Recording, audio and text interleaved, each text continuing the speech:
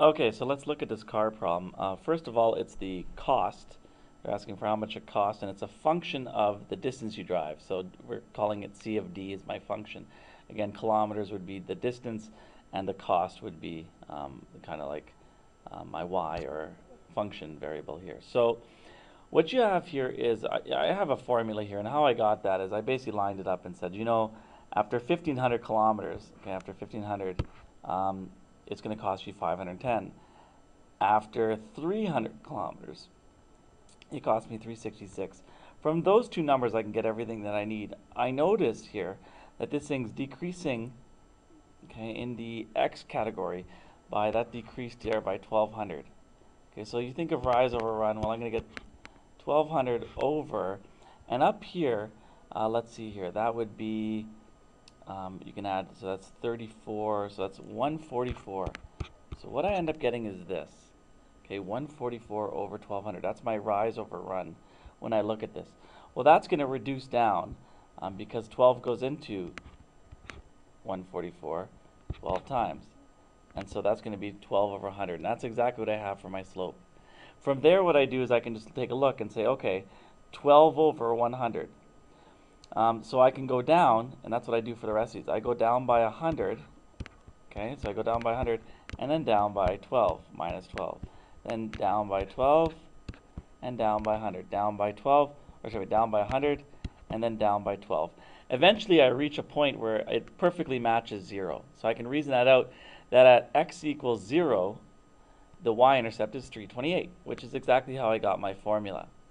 If you know that formula, now you can solve everything here. And I can solve things like, how much will it cost if you drive 1,000 kilometers per month? Well, what I'm doing here is I'm just punching in C of 1,000. And what you're going to get is you're going to get essentially 12 times 1,000, which is 12,000, over 100 plus 328, which I got this result. Same with if it's double that, obviously it makes sense that it's going to be 24,000 divided by 100 plus 328, and I get 568. Let's do the rest of these here, and I'll show you how I work these ones out. If I look at the rest of these, how far could you drive without exceeding a monthly cost of 600? This is a little tougher. So let's take a look here, and what we're doing here essentially is we're setting the function C of D, okay, which equals 12 over 100x plus 328, and we're setting that equal to 600. Now I have to do some math here. First thing I'm going to do is say, well, what the heck is 600? Let's do 600. Let's get out of this mode for a moment. And we'll do 600. Pardon me. 600 minus 328, which gives me 272.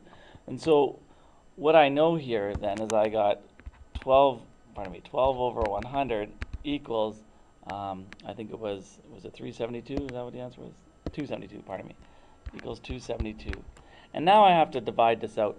And so what I'm going to get here, and I'll just do this on my calculator, is I'm going to get 272 divided by 12 equals this, and then I'm going to times it by 100. And what that will give me is essentially that's giving me x, okay? And so I end up getting here that x is equal to, in my case, it would be 226.6. Okay, so I'm going to say here that that is equal to 226.7.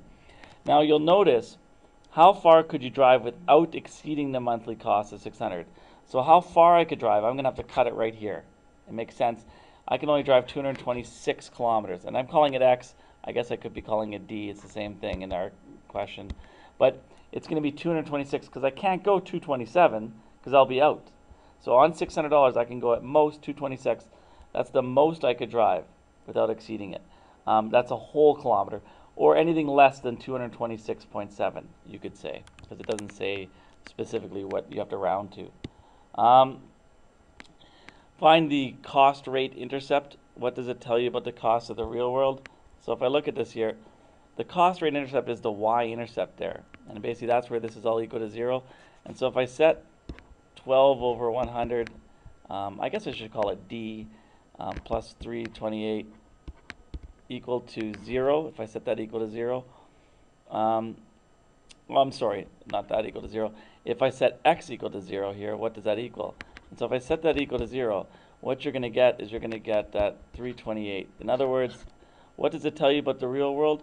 It tells you that essentially when I have 0 kilometers on a car, it's still going to cost me 328. So it's still going to cost you, no matter what, even if you didn't drive. Calculate the distance intercept this is where you should actually set this equal to 0. So 1200 plus 328, x is equal to 0. If I set this equal to 0, what you're going to get is you're going to get here, let's do this one quickly here, you're going to get minus 32800, all divided by 12. I'm just doing this kind of in my head. In which case here you're going to get an x value. Let's do that real quick here. 32800.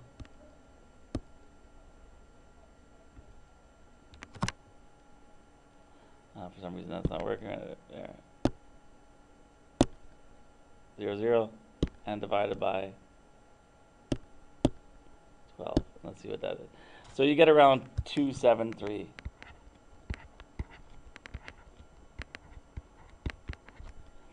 And what does the number represent in the real world?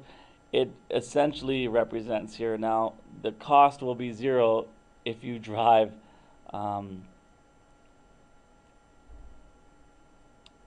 pardon me, that doesn't make, sorry, it should be a negative number here, that's why.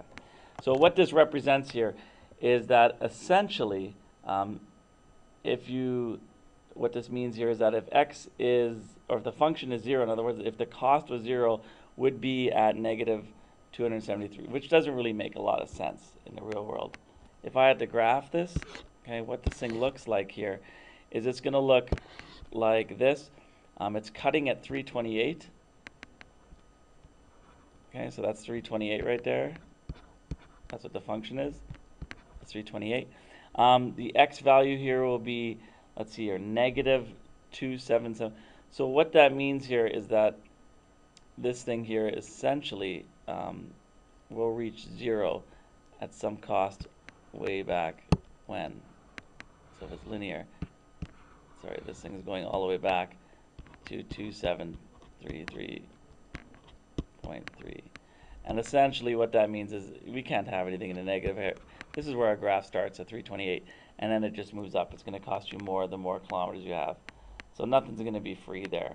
The other thing is, what is the slope? What does it represent? The slope here, if you look at this 12 over 100, just represent that's going to cost you essentially 12 more bucks for every 100 kilometers you're going to put on this car.